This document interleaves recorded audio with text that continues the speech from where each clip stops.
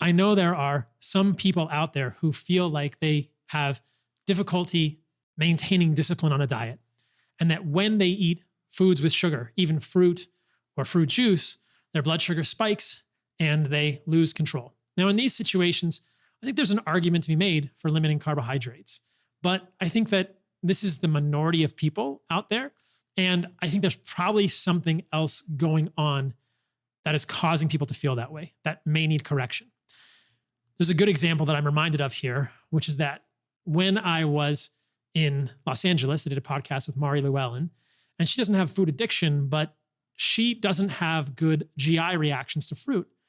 And my sense was that she had dysbiosis, sometimes known as SIBO, small intestinal bacterial overgrowth, which is really a misnomer. And in fact, when she did get tested, she did end up having SIBO dysbiosis. And so for those of you who don't react well to honey or fruit, or are sensitive to FODMAPs, quote unquote, FODMAPs, that is a gut issue primarily. That is not an issue with fruit and honey. That is a gut issue that needs to get resolved, in my belief. And I've come to believe that the best way to resolve that gut issue is with something like raw dairy. I've done another recent podcast on raw dairy. And a reason that I think it's so essentially criminal that raw dairy is illegal in many states or not easily obtained in many states. Recently talking to a friend in Australia, New South Wales, and she was telling me that raw milk is illegal there. I've spoken to people in Canada. Raw milk is illegal in Canada. That's a subject for a different podcast, but I think it's criminal that a healing food for humans that has so much biological integrity, so much biological value is illegal in parts of the world. I think that talks to broader issues about where we are as humans. But I want to reemphasize the point so that many of you understand this. I believe that if you have reactions to fruit and honey, fix your gut. And I think the simplest way to think about that is fix your gut by including raw dairy. If you're lactose intolerant, start slowly, use a fermented raw dairy like a kefir, and your body will almost invariably begin to metabolize the lactose on its own. That's been my experience. That's been the experience of so many people that I've worked with and talked to, that over time, your body can regain the ability to metabolize lactose. So there is some degree of lactose intolerance that can happen.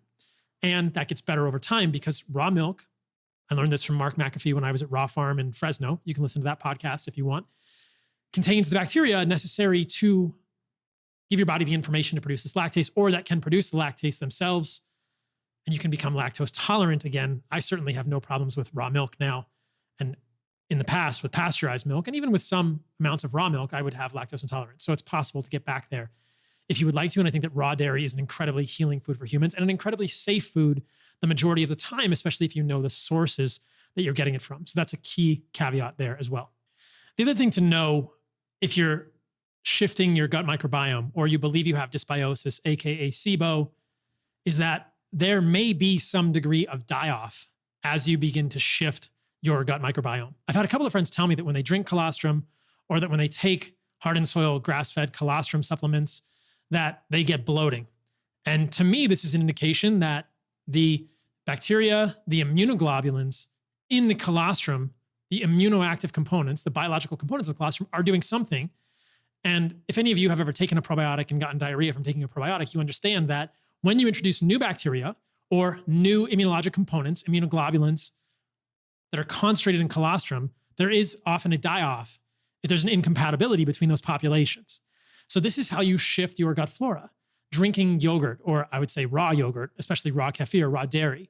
Some people have worsening of skin issues immediately when they do this, and then it gradually improves over time. And I think this is probably a flare potentially related to inflammation, die-off of bacteria, leading to breakdown of the cell membrane, endotoxin, aka lipopolysaccharide.